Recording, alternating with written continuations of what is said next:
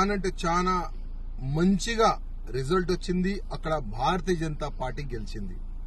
కానీ అక్కడ కార్యకర్తలు మంచి సంబరాలు చేసుకుంటున్నారు, వాళ్ళకి అధికారం ఉన్నది. కానీ మన తెలంగాణలో కూడా సంబరాలు చేసుకుంటున్నారు, అర్థమైతే లేదు. ఇంకా ఎన్ని సంవత్సరాలు వేరోళ్ళు పెళ్లి చేసుకుంటే మనం ఇక్కడ డాన్స్ చేయాలి? అర్థమైందా? అంటే ఇంకా ఎన్ని సంవత్సరాలు?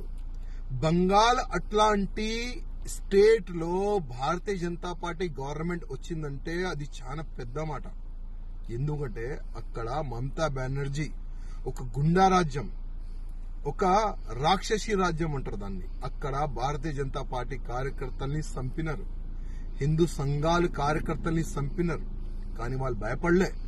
ఎట్టి పరిస్థితిలో బంగాల్లో భారతీయ జనతా పార్టీ గవర్నమెంట్ రావాలే, కాషాయం గవర్నమెంట్ రావాలని ఒక సంకల్పం పెట్టుకొని ప్రాణ త్యాగం పెట్టి వాళ్ళు పనిచేస్తున్నారు. అందుకోసం ఇవాళ బంగాల్లో భారతీయ జనతా పార్టీ గవర్నమెంట్ వచ్చింది.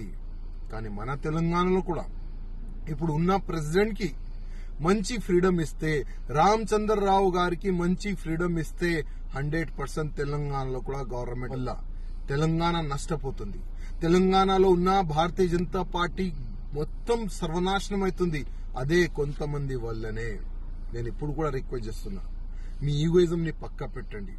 కొద్దిగైనా సిగ్గు ఉంటే బంగాల్లో ఏ విధంగా గవర్నమెంట్ వచ్చింది, అక్కడ కార్యకర్తలతో అధికారులతో కనుక్కోండి. వాళ్ళు కూడా అక్కడ కూడా ఉండే కొంతమంది, అక్కడ కూడా ఉండే కొంత కాంపిటీషన్. కానీ వాళ్ళు ఒక సంకల్పం తీసుకున్నారు, లేదు మా ఈగోయిజం ని మేము పక్కా పెడతాం, గవర్నమెంట్ తీసుకొని వచ్చేలాగా మేము పనిచేస్తామని అక్కడ అందరు కలిసి మిలిసి పనిచేస్తున్నారు. అందుకోసం బంగాల్లో బీజేపీ గవర్నమెంట్ వచ్చింది.